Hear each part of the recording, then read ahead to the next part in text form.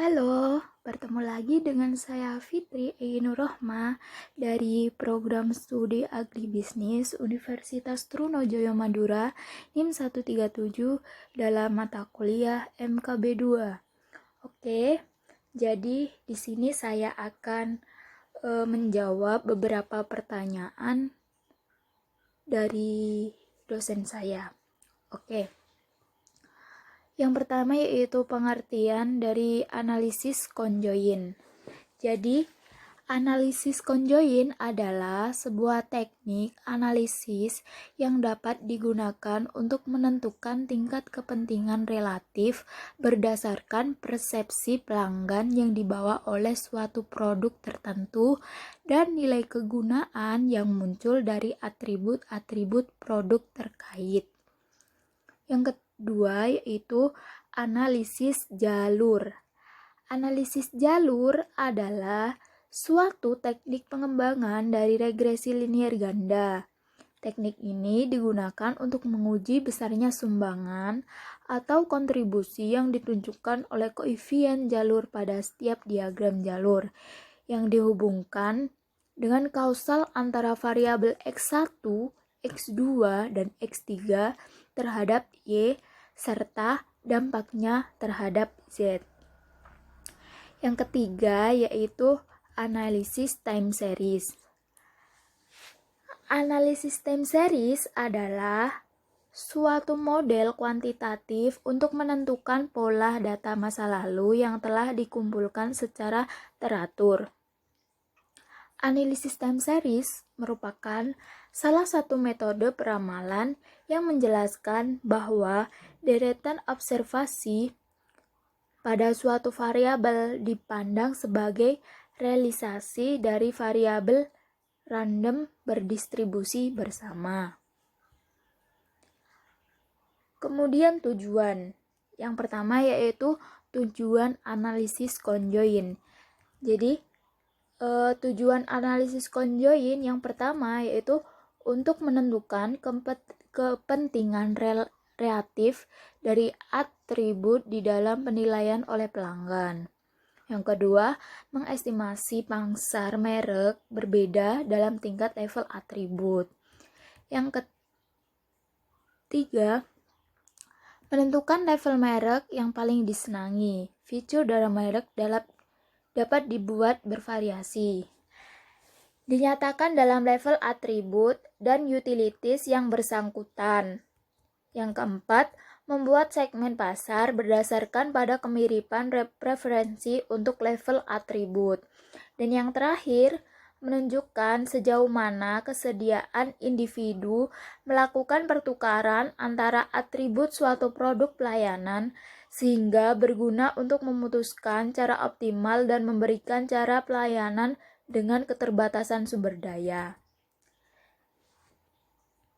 Kemudian tujuan analisis jalur.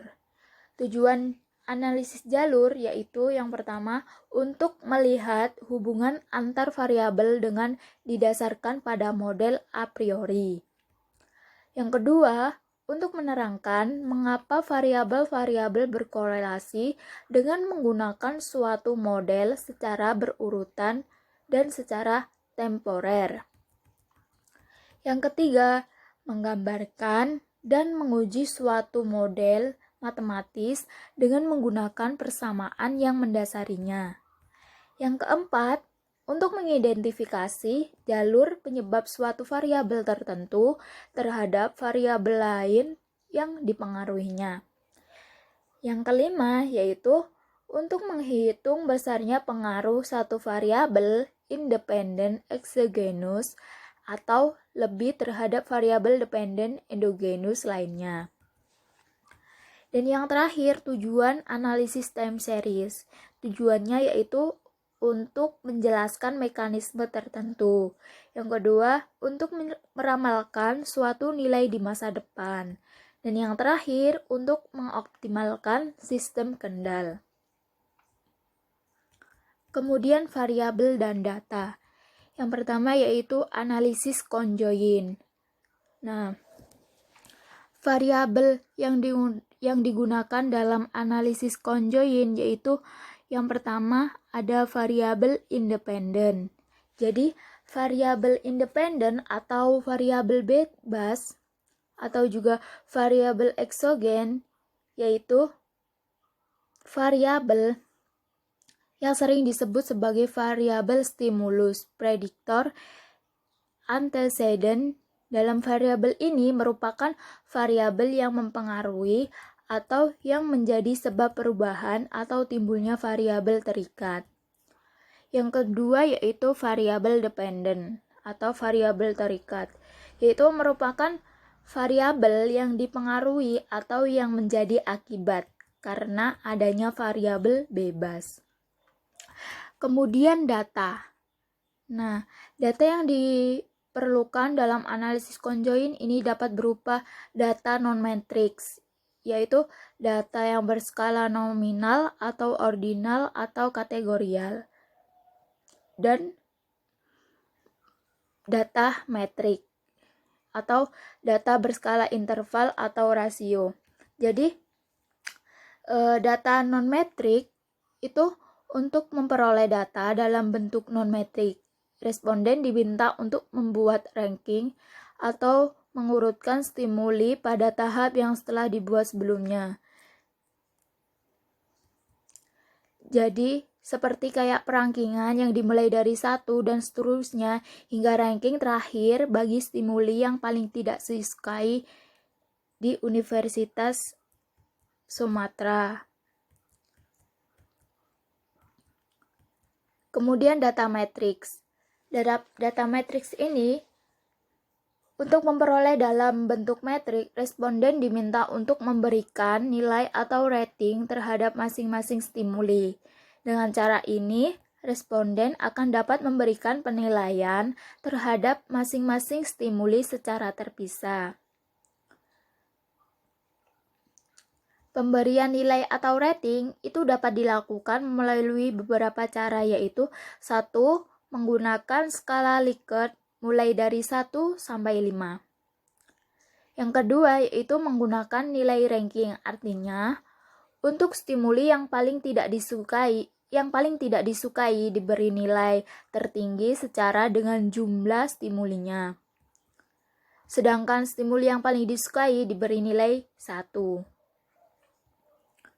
Yang kedua yaitu variabel dan data dari analisis jalur. Variabel yang digunakan dalam analisis jalur yaitu variabel independen exogenous dan independen endogenous untuk model regresi berganda dan variabel perantara untuk model mediasi dan model gabungan mediasi dan regresi berganda serta model kompleks. Yang pertama yaitu independen atau variabel bebas.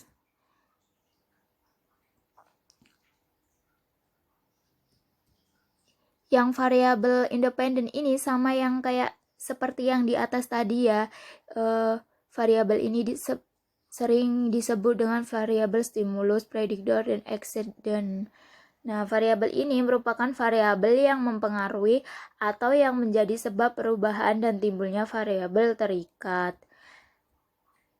Yang kedua yaitu dependent, merupakan variabel yang dipengaruhi atau yang menjadi akibat karena adanya variabel bebas. Dan yang ketiga yaitu perantara. Jadi nama lain dari variabel perantara adalah variabel penyela atau variabel antara. Variabel ini terletak di antara variabel bebas dan variabel tidak bebas, sehingga variabel bebas tidak secara langsung mempengaruhi perubahannya atau timbulnya variabel tidak bebas. Secara teoritis, variabel perantara mempunyai pengaruh tetapi tidak dapat diamati dan diukur. Pengaruhnya harus disimpulkan dari pengaruh-pengaruh variabel bebas dan variabel moderat terhadap gejala yang sedang diteliti. Yang keempat yaitu variabel laten. Nah, variabel laten dapat didefinisikan sebagai variabel penyebab yang tidak dapat diobservasi secara langsung. Pengamatan variabel ini diamati melalui variabel manifestnya, yaitu variabel indikator terukur yang dapat diobservasi secara langsung untuk mengukur variabel laten.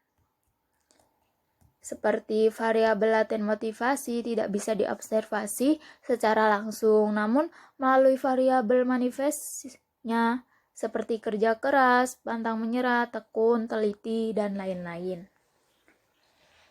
Yang kelima yaitu variabel mediator atau intervening dan moderator. Yaitu variabel yang mempengaruhi kuat lemahnya hubungan antara variabel bebas dan variabel tergantung.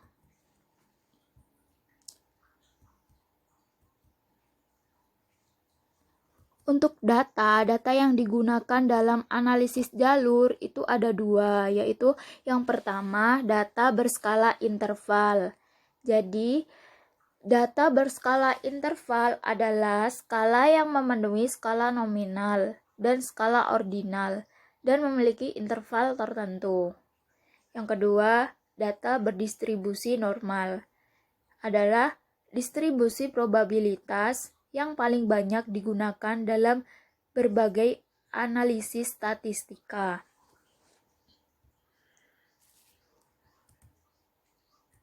Kemudian istilah umum. Yang pertama yaitu stationaritas. Jadi stationaritas berarti tidak terjadinya pertumbuhan dan penurunan data. Suatu data dapat dikatakan stationer apabila pola data tersebut berada pada kesetimbangan di sekitar nilai rata-rata yang konstan dan variasi di sekitar rata-rata tersebut konstan selama waktu tertentu, menurut Makridakis. Yang kedua yaitu kointegrasi. Jadi, kointegrasi adalah suatu hubungan jangka panjang berubah-ubah yang meskipun secara individu tidak stasioner, tetapi kombinasi linier antara perubahan tersebut dapat menjadi stasioner. Thank you. Cukup dari saya, mungkin ada kata-kata yang berbelit atau salah-salah kata, mohon maaf ya teman-teman. Sekian dari saya. Wassalamualaikum warahmatullahi wabarakatuh.